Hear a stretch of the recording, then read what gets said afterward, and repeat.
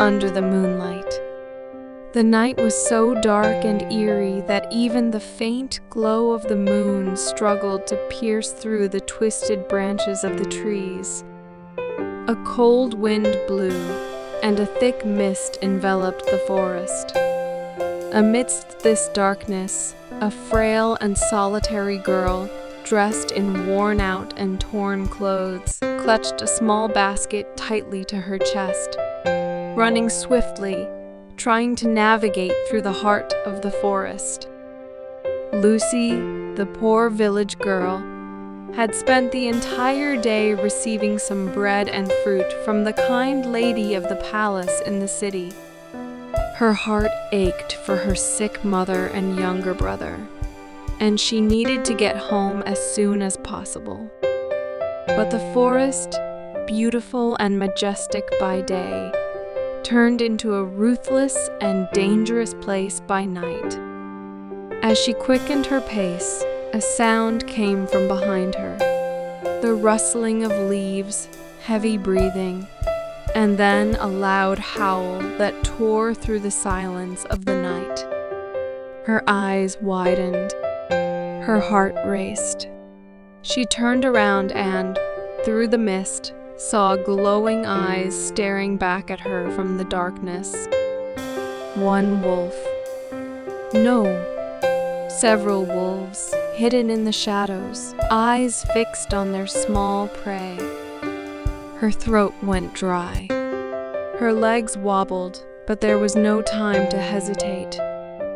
She ran with all her strength. The dry branches caught her skirt. Her bare feet were cut by sharp stones, but she kept running.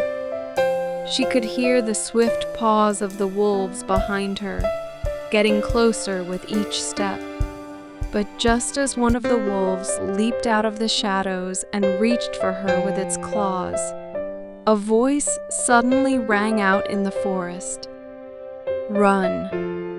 Lucy didn't even have time to realize what was happening. A tall, swift shadow shot out of the darkness, and with agility, threw a dagger towards the wolf. The animal yelped in pain and backed away, while the rest of the wolves, growling, took a step back. Shaking with fear, Lucy looked up. In the mist, a tall, strong young man stood. A long cloak draped over his shoulders. His dark hair danced in the wind, and his piercing eyes glowed like stars in the heart of the darkness. You're safe now. His voice was calm but firm. Lucy, still panting, glanced at the silver dagger in his hand, the very weapon that had saved her life.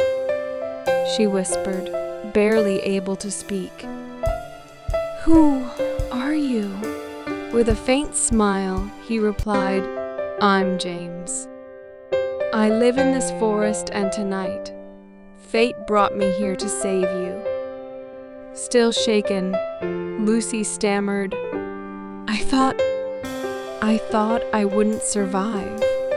James looked at her pale face and the wet, torn clothes she wore. He then extended his hand toward her and said, "Come, let me get you out of here." Lucy hesitated, looking at his strong, reassuring hand. Something inside her told her she could trust him.